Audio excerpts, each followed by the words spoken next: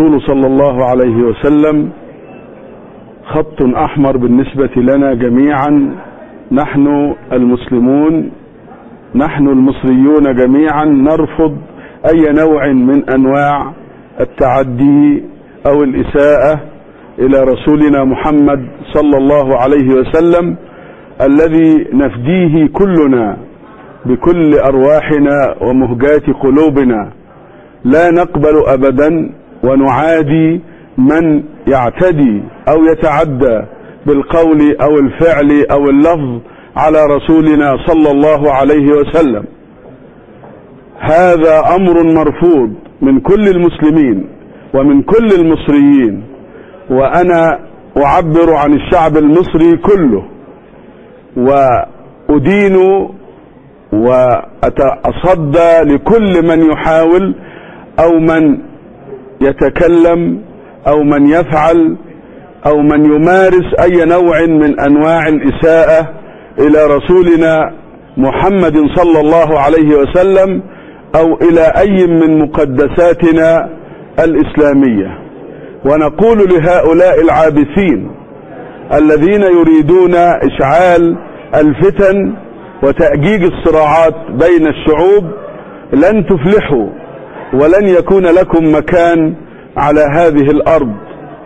أنا أعلم وأعرف أن شعوب العالم الحر، الشعوب في العالم كله المحبة للسلام، تدين ذلك وترفضه وتقف ضده، وهذا ما أؤكد عليه بالنسبة لنا.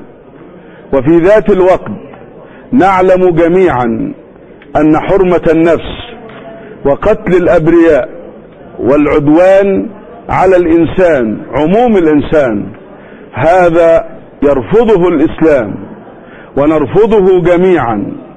التعبير عن الرأي، التظاهر والإعلان عن المواقف مكفول، ولكن بغير تعد على الممتلكات الخاصة والعامة أو على البعثات الدبلوماسية أو على السفارات.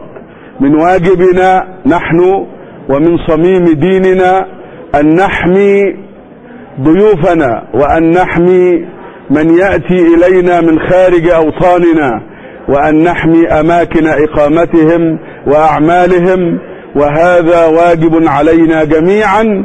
لذلك أدعو الجميع أن يراعوا ذلك، يراعوا عدم مخالفة القانون في مصر، ويراعوا عدم الاعتداء على السفارات أو على القنصليات أو على البعثات الدبلوماسية أو على الممتلكات المصرية الخاصة والعامة أو غير المصرية.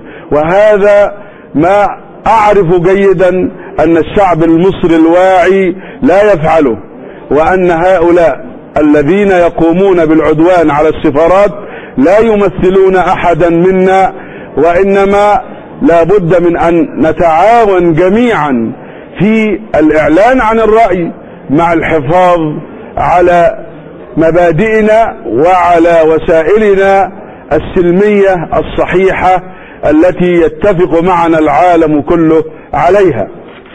وفي ذات الوقت بالأصالة عن نفسي وبالنيابة عن الشعب المصري أتقدم بخالص العزاء والمشاركة الوجدانية، بل والرفض لقتل السفير الأمريكي في بنغازي ومن كانوا معه.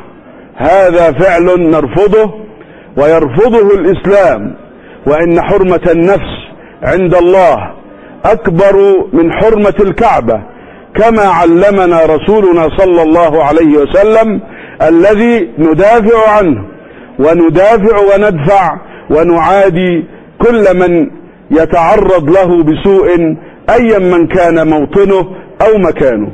وقد تحدثت مع الرئيس الأمريكي هذا الصباح وأكدت عليه ضرورة أن تكون هناك إجراءات رادعة قانونية ضد هؤلاء الذين يريدون أن يخربوا العلاقات بين الشعوب، وخاصة بين الشعب المصري والشعب الأمريكي. لقد تكرر ذلك قبل ذلك من ذات الشخص بالنسبة للقرآن الكريم، والآن يحاول عبثا مع آخرين أن يجرب الإساءة إلى رسول الله صلى الله عليه وسلم. أكدت للرئيس الأمريكي أن هذا مرفوض، وأن هذا لا يمكن قبوله، مع إدراكنا لطبيعة الشعب الأمريكي المتحضر، وتأكيدي على أن الشعب المصري لا يقل تحضرا أو حرصا على العلاقات الدولية أو على السلام الدولي من أي من شعوب العالم كله. هذا أمر ما حدث في بنغازي في ليبيا نرفضه، وأعلم جيدا أن الشعب الليبي وأن القيادة الليبية أيضا ترفضه، وقد أعلنت عن ذلك بوضوح. أؤكد للجميع أننا ضد كل من يعتدي على المقدسات، ولكننا نعادي دائما من يعتدي على مقدساتنا أو على رسولنا صلى الله عليه وسلم، ونقف ضده بكل حزم وعزم. ولا يعني ذلك أن نعتدي نحن على أحد أو نمارس بنفس الكيفية أي نوع من أنواع العدوان على الآخرين. فمن قتل نفسا بغير نفس أو فساد في الأرض فكأنما قتل الناس جميعا، ومن أحياها إنما أحيا الناس جميعا. هذا موقفنا وهذا ديننا، لا نعتدي على أحد، ولكننا أبدا لا نقبل العدوان علينا أو على مقدساتنا. نقول للعالم كله أن الدولة المصرية قادرة على حماية أرضها، وعلى حماية شعبها وأبنائها، وعلى حماية ضيوفها وبعثاتها الدبلوماسية والسفارات والفنادق والقنصليات وكل الممتلكات الخاصة بالشعب المصري والخاصة بمن يتملكها في مصر أو يعيش عليها. نحن نبذل كل جهد لحماية كل هؤلاء، وإن شاء الله لا يتم عدوان على أحد أبدا، ونقدر ذلك ونحرص عليه، ونتواصل مع العالم كله بأمن وسلام ورغبة في انتشار هذا السلام في العالم كله.